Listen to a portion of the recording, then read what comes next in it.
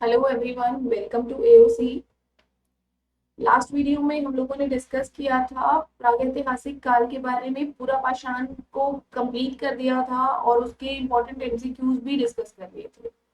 अब आते हैं प्रोटो हिस्टोरिक या आदिऐतिहासिक काल पे। इतिहास का वो खंड जिसमें दी गई जानकारी को स्पष्ट रूप से नहीं पढ़ा गया है, वो आदिऐतिहासिक काल है, जैसे सिंधु घाटी सभ्यता, इंडस वैली सिविलाइजेशन।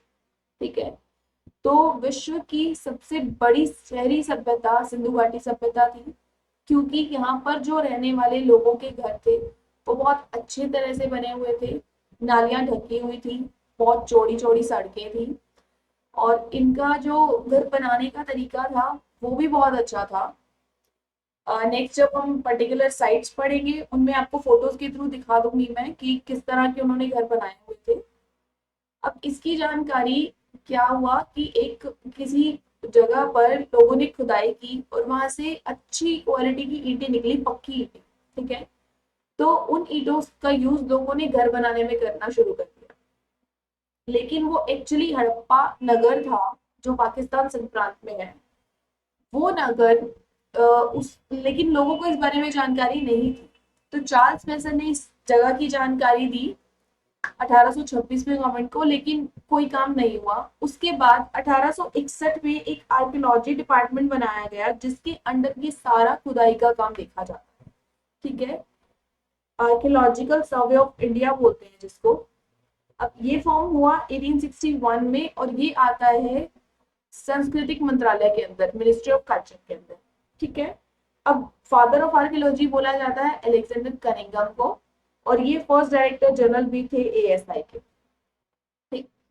अब ये फॉर्म होने के बाद 1921 में सर जॉन मार्शल जब डायरेक्टर बने एएसआई के, तो उन्होंने दयाराम साहनी को इस पर्टिकुलर एरिया की खुदाई करवाने के लिए बोला, जहां से कि पूरा शहर निकल कर सामने आया। ठीक है। तो ये बेसिक एक बैकग्राउंड है इसका कि कैसे ये हड़प्पा शहर की खोज हुई, कैसे खुदाई का काम शुरू किया गया।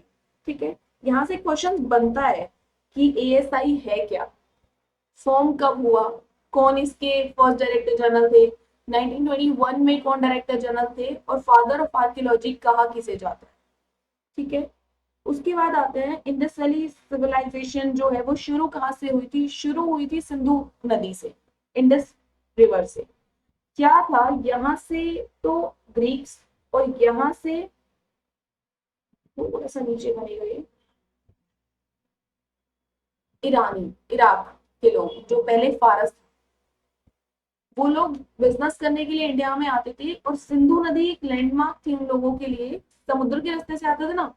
तो सिंधु नदी उनके लिए लैंडमार्क थी कि अगर सिंधु नदी आ गई है तो मतलब इंडिया की बाउंड्री आ गई।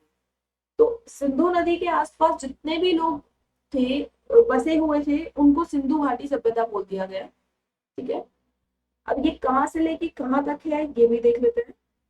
अब नॉर्थ में मांडा, जो कि यहाँ पर है, जम्मू एंड कश्मीर में।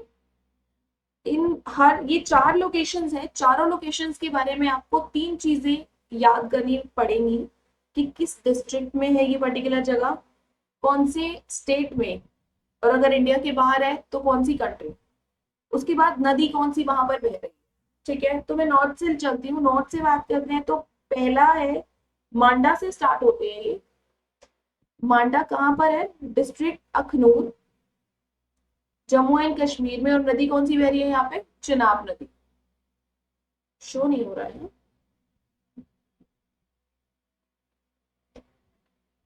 चिनाब नदी है यहाँ पर, डिस्ट्रिक्ट है अखनूर। ठीक है। ये दो चीजें याद कर लेना। उसके बाद ईस्ट साइड चले तो ये यूपी में मेरठ है, जहां पर आलमगीरपुर जगह है। यहाँ पर रिवर बैठती है हिंड।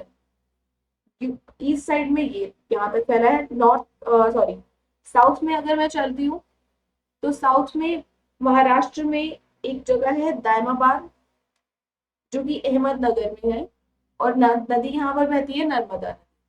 उसके बाद वेस्ट की तरफ चले तो पाकिस्तान बलूचिस्तान में जगह है सुक्का गंडोर, जहां तक ये फैली हुई है, और यहाँ नदी बहती है दास नदी।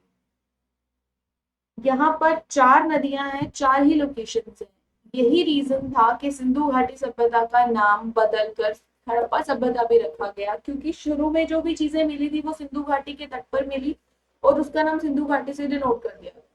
लेकिन उसके बाद जब एरिया देखा कि कहाँ कहाँ तक फैली हुई है, तो और भी नदियां दिखी, इसीलिए सिंधु घाटी एक पर्टिकुलर नदी को डिनोट नहीं किया ना, तो हड़प्पा सभ्यता इसका नाम रख दिया। वो क्यों? क्योंकि सबसे पहली फाइंडिंग ही हड़प्पा सभ्यता थी, सबसे पहला नगर ही जब खोजा तो हड़प्पा सभ्यता निकला, तो इसका नाम हड़प्पा सभ्यता भी एक सूटेबल नाम है।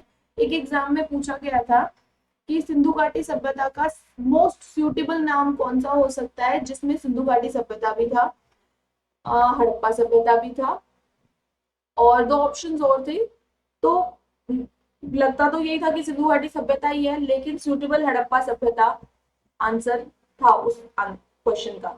उसके बाद ब्रॉन्ज एज, कांस्य युग, तो हमने इसको डिवाइड किया था कि ब्रॉन्ज एज का नाम इसलिए दिया गया क्योंकि उस टाइम पर कांसे का यूज बहुत ज्यादा करते थे लोग, तो ये नाम यहाँ था। और ये एरिया देख लेते हैं, ये जो यहाँ से लेके यहाँ तक है, वेस्ट से लेके नॉर्थ ईस्ट तक का जो एरिया है वो 1600 किलोमीटर तक का है।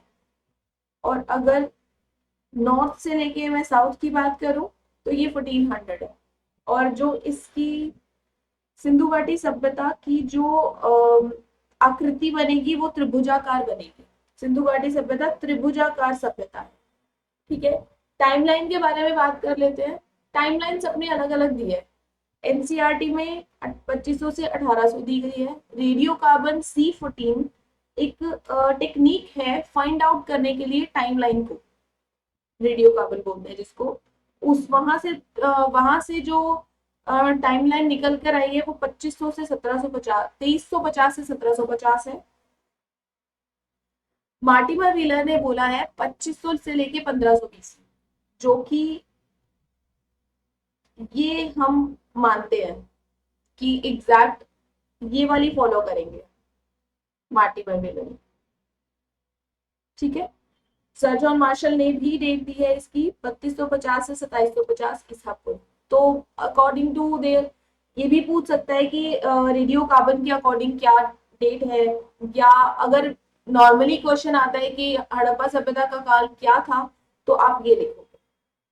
ठीक है, उसके बाद आते हैं कि इसका समाज मातृता था, मातृ देवी की पूजा होती थी। ये नहीं पता चला कि कौन सी देवी की पूजा होती थी, लेकिन मातृ देवी की पूजा होती थी।